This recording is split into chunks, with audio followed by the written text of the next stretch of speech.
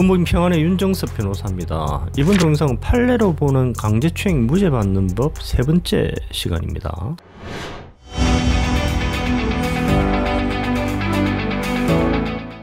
서울 동부지방법원 2022노 934 판결 사안에 관해서 살펴봅니다. 공사실은 해수욕장에서 소개팅 앱으로 만난 피해자 여성이고 32세였습니다. 가슴, 엉덩이를 만져 강제추행을 했다라는 것입니다. 무죄 이유를 살펴봅니다.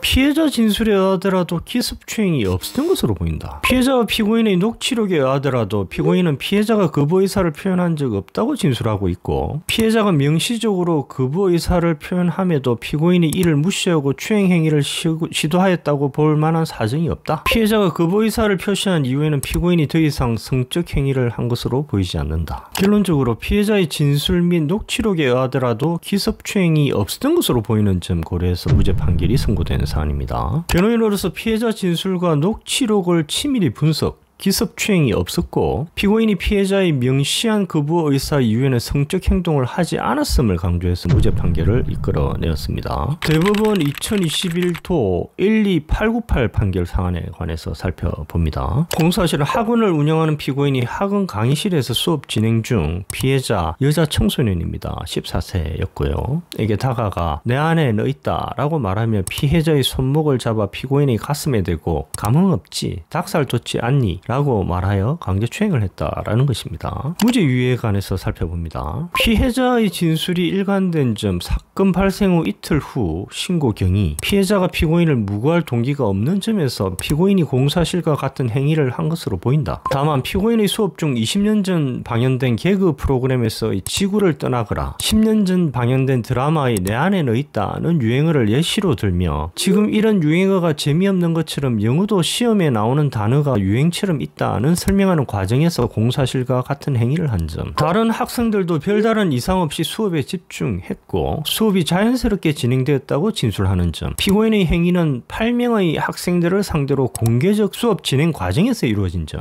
피해자를 선택한 이유도 피해자가 교탁에서 가장 가까이 있었기 때문으로 보이는 점, 피고인이 행위 전 피해자에게 양해를 구했을 가능성도 배제하기 힘든 점 등을 고려하면 피고인의 행위가 추행이라거나 사건 당시 피고인에게 추행의 고의가 있었다고 보기 어렵다는 이유로 무죄 판결이 선고된 사안입니다. 변호인으로서 피고인의 행위가 공개된 장소에서 여러 명을 상대로 수업 도중에 일어난 점, 피고인의 행위의 전후 맥락을 설명하며 피고인의 행위가 수업상 필요한 행위였던 점, 피고인이 피해자를 선택하게 된 경위가 피해자가 교탁에 가장 가까이 있었기 때문이라는 점을 강조하고 피해자 및 목격자 증인신문을 통해 이를 입증하여 무죄 판결을 이끌어내었습니다. 대법원 2021도 9044 판결 사안에 관해서 설명드립니다. 공사실은 교실에서 고등학교 교사인 피고인이 1. 손으로 고등학교 학생인 피해자 여자 청소년입니다. 17세였고요. 의 팔뚝 안쪽 부분을 잡고 주무르고 2. 팔로 피해자의 어깨를 감은 뒤 왼쪽 어깨를 손바닥으로 밀고 3. 피해자와 하이파이브를 한 후 피해자가 손을 빼려 하자 피해자의 손을 움켜쥐고 사랑해 라고 말하여 강제추행을 하였다라는 점입니다. 위 1에서 3은 각 다른 날에 발생한 사건입니다. 무죄 이유를 봅니다. 1행위, 즉 손으로 피해자의 팔뚝 안쪽 부분을 잡고 주무른 행위에 관하여 피해자가 자신의 지갑이 없어진 것에 관하여 피고인의 도움을 받기 위해 피고인을 방문한 점, 피고인이 피해자를 잡은 것은 피해자에게 추가적인 도움을 주기 위한 것으로 보이는 점, 사건 발생 장소는 다른 학생들이 있는 공개된 장소였던 점, 팔뚝 안쪽 부분이 그 자체로 성과 관련된 특정 신체 부위라고 보기 어려운 점, 피고인의 행동이 다른 성적인 운동과 결합되지 않았던 점을 고려하면 피고인의 행위를 추행이라고 보기 어렵다. 이 행위, 즉 팔로 피해자의 어깨를 감은 뒤 왼쪽 어깨를 손바닥으로 민 행위에 관하여 당시는 수업이 끝나고 피고인이 학생들에게 인사를 하고 있던 상황이었던 점, 피해자도 피고인이 잘 가라고 말하며 어깨를 밀었다고 진술하는 점, 어깨 뒤쪽이 민감한 부위에 해당한다고 볼 수 없는 점 고려하면 피고인의 행위가 추행에 해당한다고 볼 수 없다. 3행위,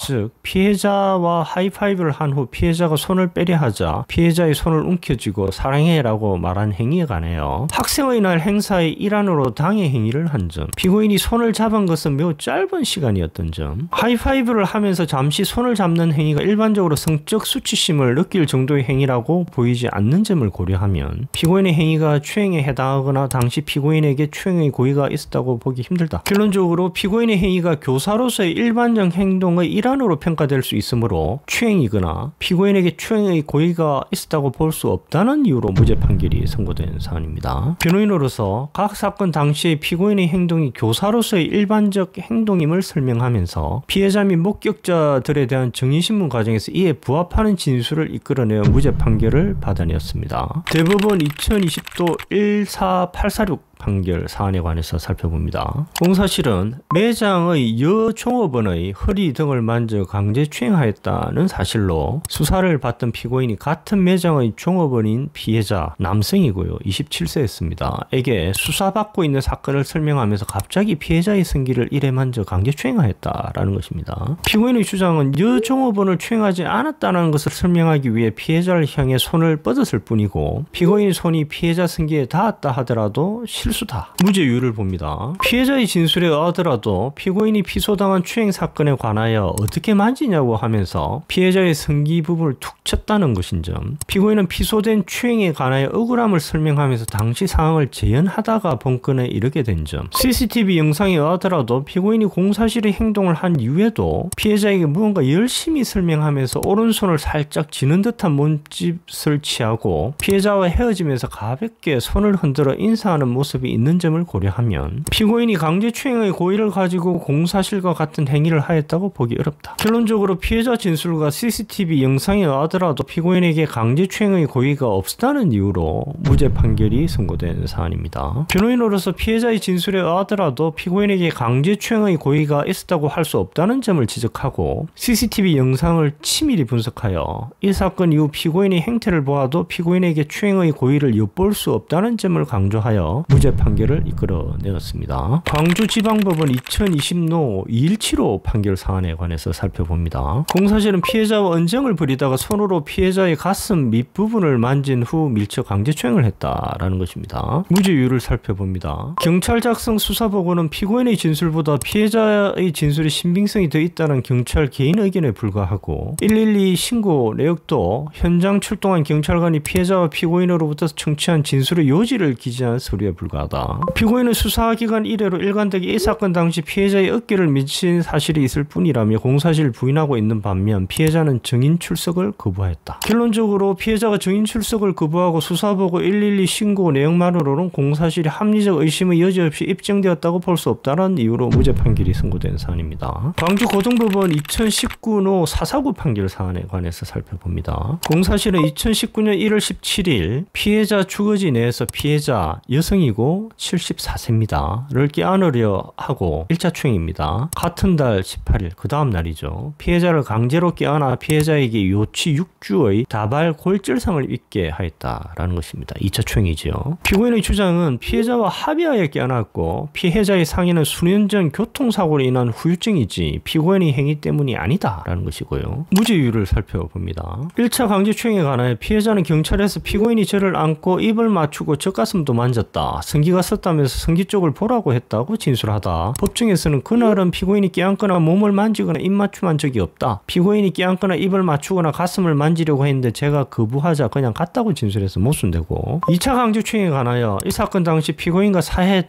통화한 내용에 관하여 피해자가 피고인에게 강제추행에 관하여 항의하지 않고 고맙다는 말만 했다는 것은 납득하기 힘들다. 피고인과 피해자의 관계를 생각했을 때 피고인이 피해자를 세게 안아서 피해자의 갈비뼈가 부러져 우두둑 소리가 났는데 피고인이 그냥 갔다는 피해자 진술은 납득하기 힘들다. 반면 피고인의 진술은 일관되고 전화통화 내역에 부합한다. 결론적으로 피해자 진술은 스스로의 모순, 전화통화 내용에 관한 납득할 수 없는 설명에 비추어 신빙성이 없고 피고인의 일관된 주장이 신빙성이 있다고 판시하고 무죄 판결이 선고된 사안입니다. 변호인으로서 피해자 진술의 모순점 및 전화통화 내용에 관한 구체적 추궁을 통해 피해자 진술의 신빙성을 탄핵하여 무죄 판결을 이끌어내었습니다. 자, 오늘 이 정도로 하겠습니다. 감사합니다.